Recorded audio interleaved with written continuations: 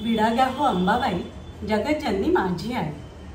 नमस्कार, फूड पॅराडाईजमध्ये मी संगीता तुम्हा सर्वांचं मनापासून स्वागत करते। असं म्हणतात तांबूल हा देवीचा अतिशय आवडता प्रसाद आहे। माहूरच्या रेणुका देवीच्या दर्शनालाही आपण जेव्हा जातो ना, तर हा तांबूल तिथे देवीचा प्रसाद म्हणून दिला जातो। नवरात्रीत बऱ्याच घरांमध्ये सुद्धा नैवेद्यासोबत तांबूल अर्पण करायची प्रथा आहे। आणि याशिवाय भरपेट जेवणानंतर आपल्यालाही कधी विडा खायला मिळाला तर तो हवाच असतो की। या विड्याचे तसे भरपूर प्रकार आहेत, पण हा देवीचा जो तांबूल असतो ना, हा मस्त कुटून घेतलेला असतो। अगदी लहानांपासून वयोवृद्धांपर्यंत सगळ्यांना सोयीस्कररित्या खाता येईल असा तो बनवलेला असतो। तर फक्त काही नवरात्रीतच हा बनवायचा असं नाही, आपण तो कधीही बनवू शकतो। माझ्या घरी तर हा बनवला की 4-8 दिवसांपेक्षा जास्त कधी टिकतच नाही।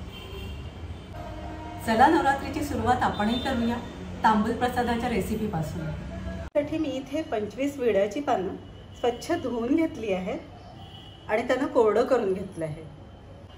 आता इथे मी 2 चमचे बडीशोप घेतली आहे, 1.5 चमचा धणा डाळ घेतली आहे, 2 चमचे खडीसाखर घेतली आहे, अर्धा इंच इतकं ज्येष्ठ मध घेतले, 2 चमचे मी डेसिकेटेड कोकोनट घेतले। याऐवजी आपण किसलेलं खोबरंही वापरू शकतो आणि ते खरं तर जास्त चविष्ट लागतं।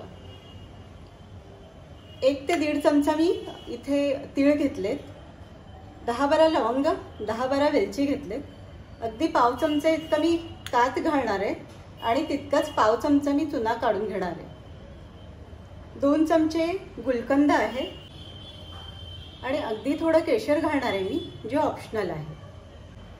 याशिवाय भाजकी कातरलेली सुपारी घालतात आणि अस्मंतराही घालतात, पण माझ्याकडे सुपारी आणि अस्मंतरा खात नाहीत, म्हणून मी इथे ते वगळत आहे।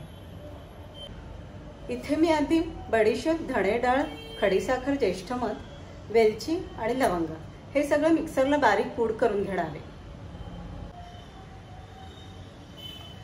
पानांची मी देठं आधी काढून घेणार आहे, त्यानंतर त्यांना बारीक कापून मिक्सरमधून एकदा फिरवून घेणार आहे जाडसर। सगळी पानं मी इथे चिरून घेतली आहेत। आता त्यांना मी मिक्सरमध्ये घालून थोडे जाडसर वाटून घेते।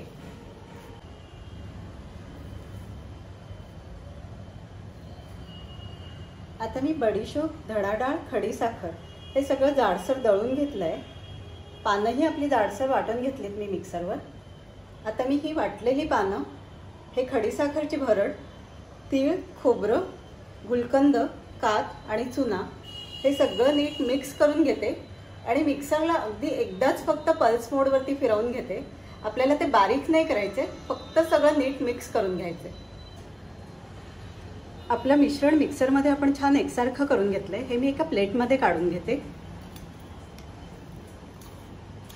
आता प्लेटमध्ये अशासाठी काढले की हे थोडं ओलसर असतं, याला तुम्ही 1-1.5 तास पंख्याखाली ठेवू शकता, किंवा ही अशीच्या अशी प्लेट तुम्ही उघडीच फ्रीजमध्ये ठेवून द्या, हे सुकून जाईल। पाणी सुकल्यावर हे आपण एका बाटलीत भरून ठेवू आणि मग कधीही आपल्याला हे खाता येते। आपला तांबूल तयार झाला आहे। तुम्हीही बनवा असाच तांबूल देवीच्या नैवेद्यासाठी आणि स्टोअर करून ठेवा खाण्यासाठी। रेसिपी आवडली असेल तर व्हिडिओला लाईक करा, शेअर करा आणि सबस्क्राईब करा। धन्यवाद।